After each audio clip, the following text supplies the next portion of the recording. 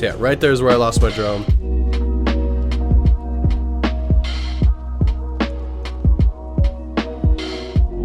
Hello, I'm down here. If you can't tell by my voice, I've been sick all week, so I wasn't able to go out and film, and I really want to commit to having a video come out every Saturday. So today I thought I would go over one of my older videos with you guys, sort of a director's commentary style. I just saw the green screen again out of the corner of my eye. Again, I apologize for how awful it is. This is Kawaii Adventure Parkour from an analytic point of view. Analytical? I'm going to try to pause it as little as possible before I hit play. This intro here, very proud of it. I took a lot of elements from my favorite parkour videos and adventure films over the past decade and put them in here, and I think they worked pretty well together. So make sure that the quality looks good. Good. Okay, here we go.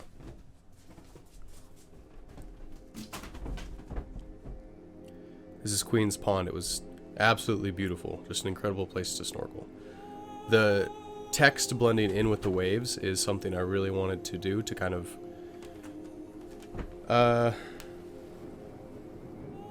make it interesting to watch, make it feel imperfect.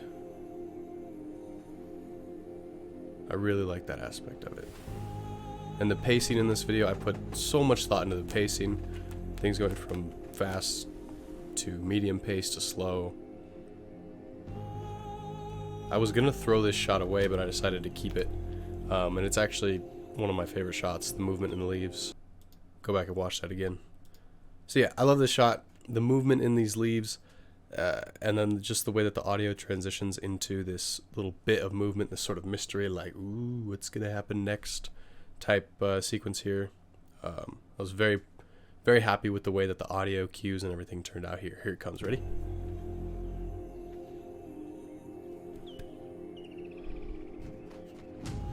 Yes, very good. We just got so much good footage at Queen's Pond, I had to keep going back to it.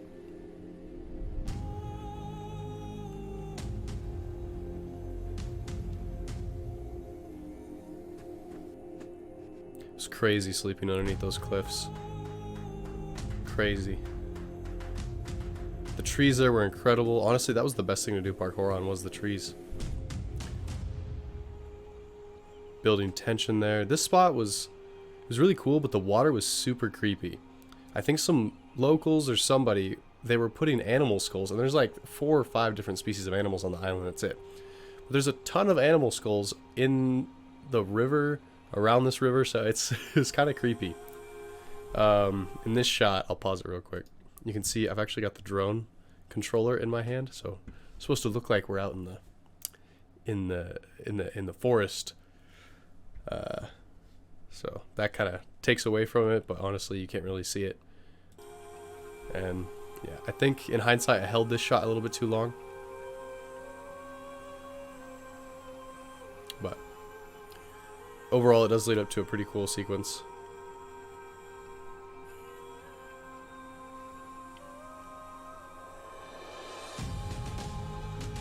You look at the bottom of my feet. Whatever these rocks were, these volcanic rocks, they were leaving this brownish orange dust all over my feet. It looked like I had Cheeto feet. And this is really only the closest thing to a genuine parkour line that I filmed with the Sony camera, and I did it in sandals. Sandals. Brilliant. These trees were so much fun to play on. Seriously, so much fun. You could just move through them with no fear of falling, because there'd be 8 branches beneath you to catch you.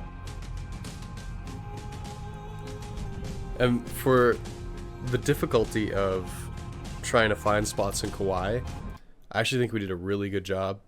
That's a fantastic freeze frame. I think we did a really good job filming as much as we could. The worst part is there was this amazing, incredible spot. It was an old abandoned, it was supposed to be a resort, and so it had all these walls and stairs and everything all over the place. But every time we went to go train and film there, it rained.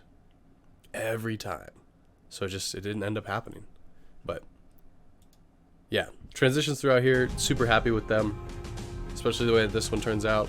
This one's flawless. I don't remember how I edited that, but woo, that transition there, that's a good talking point there. So I had a couple of people on the creative side helping me out with this video. One is a friend from Canada. Her name is Michaela. And in a second here, the music sort of changes up in a very dramatic way, and we wanted to also kind of complement that with the video. So normally when you're doing transitions and you want to kind of create this smooth feeling, if one thing is moving from left to right, you want the next shot moving from left to right. And it's sort of jarring when that doesn't happen, so it's a little bit frowned upon. So we just decided to kind of throw that rule out the window, because that's the reaction we wanted. We wanted it to catch someone's eye.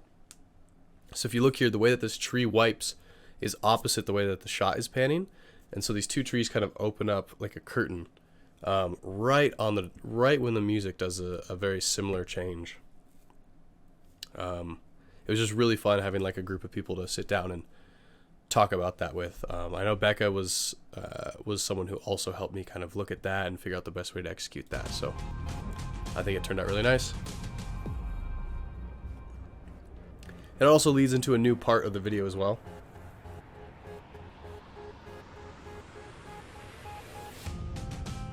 Sort of the final recap, going back to all the spots. And this waterfall was just absolutely nuts. It was so crazy being there. Hold on, Becca's calling me. So yeah, right there is where I lost my drone. I've been droneless ever since. I'm thinking about getting a new one soon though. I've got some projects that might require it. This shot right here, I held this shot for so long. Obviously, like filming it, I wanted to overfilm, make sure I had plenty of footage.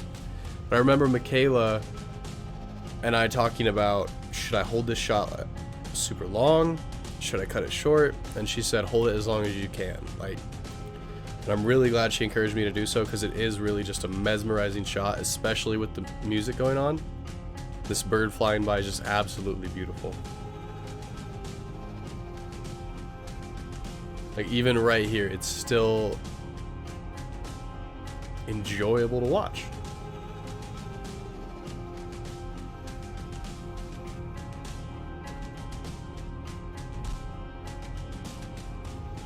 So right here is where I was actually flying the drone back, because I was like, oh, I'm gonna go do one more flyby and get it again. Flew the exact same route I've been flying. There was a vine. I was 20-30 feet below this canopy of trees, but there was a vine hanging down that caught one of the propellers and just sent it straight down. That transition there, using the film overlays, like the film burns, but changing the color of them to kind of match Queen's Pond. I wasn't sure on that idea, but I really enjoyed the way it turned out. Oh my god. This spot was absolutely incredible. It was so beautiful. It was crazy. It was surreal. This is Queen's Pond, so if you ever have a chance to get there, like, and you can just look at the size of this dude here for the scale of like how large these rocks were. And you could get in there and snorkel and swim, and this reef here protected you from the waves. You can see how calm everything is here. So this was one of the farthest places out you could safely snorkel. It was incredible. And just look at how dark the water gets on the other side. Crazy. Absolutely beautiful spot. Yeah, this part of the video is kind of wrapping up, overviewing everything.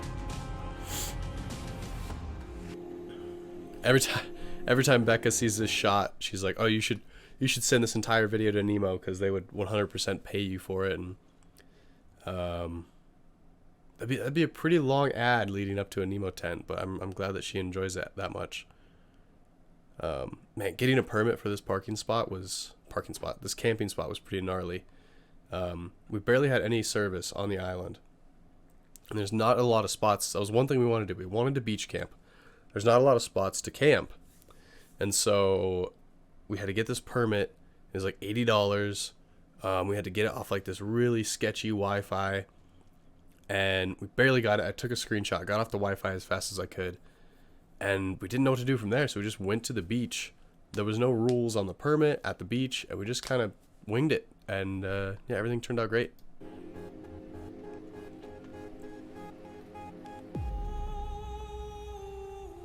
This is obviously the day before we lost the drone. The day with the waterfall was the last day of filming.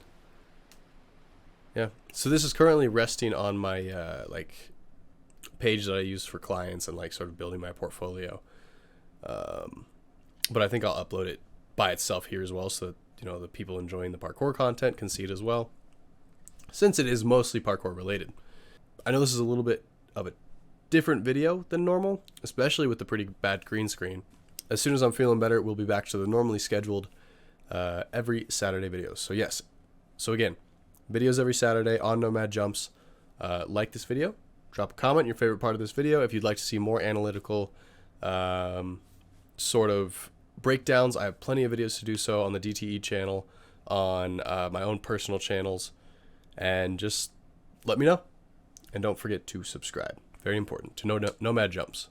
Thank you again for all the support on the previous videos. We've only had 2 full-length videos and already have these beautiful connections from people I haven't talked to in forever reigniting. So thank you very much. I hope you guys enjoyed, and I'll see you in the next one.